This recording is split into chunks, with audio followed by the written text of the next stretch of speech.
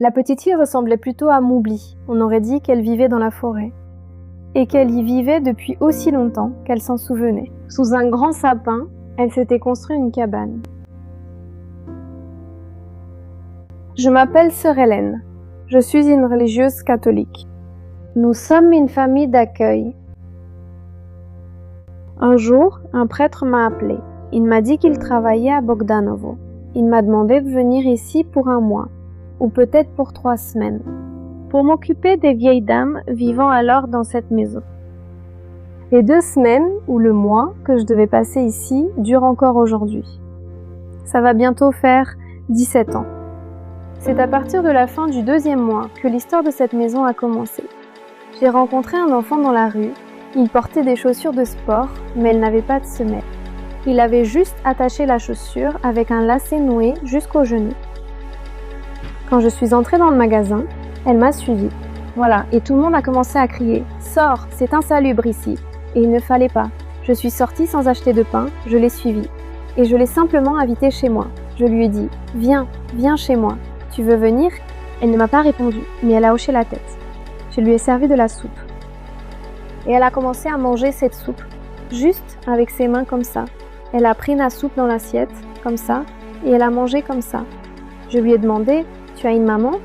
Elle a secoué la tête pour dire non. Et elle mangeait cette soupe avec tellement d'avidité, elle en avait partout, la soupe coulait entre ses mains. Je lui ai demandé « Tu as mangé ce matin ?»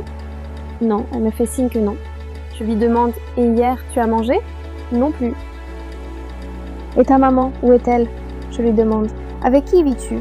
Mais elle ne répondait pas, faisait juste signe de la tête. J'ai aussitôt pensé qu'elle était muette. Plus tard, quand nous avons reparlé de cet épisode, elle m'a dit qu'elle avait simplement peur que je lui prenne son assiette de soupe et qu'elle la mangeait avidement juste pour pouvoir la finir. Ici, quand elle vivait avec des membres de sa famille, ils lui faisaient du mal. Ils ont essayé de la violer. Ils éteignaient leurs cigarettes sur elle. Elle a gardé ici les cicatrices de ses brûlures de cigarettes sur son corps.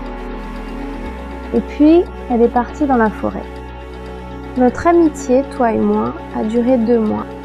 À la fin du 2e mois, disons en octobre, 2 autres enfants sont venus me voir d'eux-mêmes. C'était une fille, une adolescente. À l'époque, elle avait 13 ans.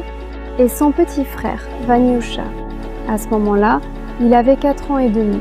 Eh bien, les parents boivent, et ils boivent énormément. Les enfants souffrent de la faim. Ce petit Ivanechka, comme il s'est avéré plus tard, ses enfants prennent les trains de banlieue, ils se déplacent. Vanechka était très beau et chantait bien. Et donc, ils allaient dans les trains de banlieue, ils chantaient, et tout ce qu'ils arrivaient à récolter, avec ce qu'ils obtenaient, ils achetaient de quoi vivre, oui. Et les enfants vivaient sous un pont. Je les ai laissés entrer. Maintenant, Vanechka a 23 ans. C'est un jeune homme merveilleux. Il a terminé l'université de Grodno. Il travaille, eh bien, j'en suis fière. Il rentre toujours à la maison avec des fleurs. Et sa sœur s'est mariée. Elle a 2 enfants. Ils viennent ici. Je suis grand-mère.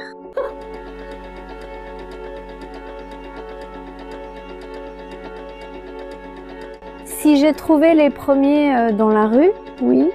Alors plus tard, quand nous avions une famille d'accueil, c'était un statut officiel. On nous confiait des enfants du foyer. Je leur dis à tous que vous avez des parents, même si tous ne m'appellent pas maman. Ils en ont besoin. Mais avant tout, je veux devenir leur amie.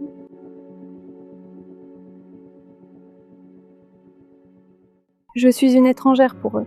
Et si demain je ne leur donne pas? Alors, au cas où, ils préfèrent faire des réserves. Par exemple, je fais le lit et je vois que le pain est devenu sec là-bas. Je remplace ce pain sec par du pain frais. Mais quand je vois que le pain disparaît, par exemple, quand j'enlève les draps pour les laver, ça veut dire que c'est bon, nous sommes amis.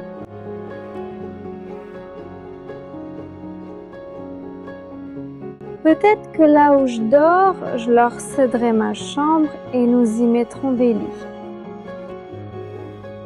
Mais je ne sais pas où je vais dormir, je n'ai pas encore décidé où je vais chercher. Je pense qu'on trouvera une place chez nous.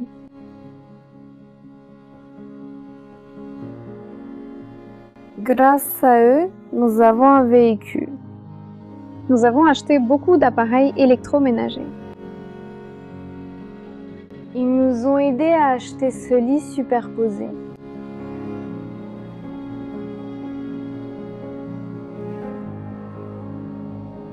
Ces responsabilités changent chaque jour. Par exemple, aujourd'hui, l'un fait la vaisselle, un autre balaie, un autre encore essuie les tables. En été, nous travaillons ensemble au potager. Ensemble, par exemple, nous arrosons, nous plantons le potager avec les filles. Voilà, ce sont ce genre de responsabilités pour qu'elles ne s'habituent pas à ce que tout leur soit dû. Je suis fatiguée, oui, je suis très fatiguée physiquement. Nous avons un grand potager et une petite exploitation agricole. Il faut aller en forêt pour faire du bois de chauffage. Mais en quelque sorte, j'ai de quoi m'occuper ici. Voilà, je peux m'épanouir. Maman, toi, ils ont vraiment besoin de cette maman. Ils sont nés et soudain, le mal les a entourés. Si j'aide ne serait-ce qu'un seul d'entre eux à devenir meilleur, eh bien je pense que ma vie n'aura pas été vécue en vain.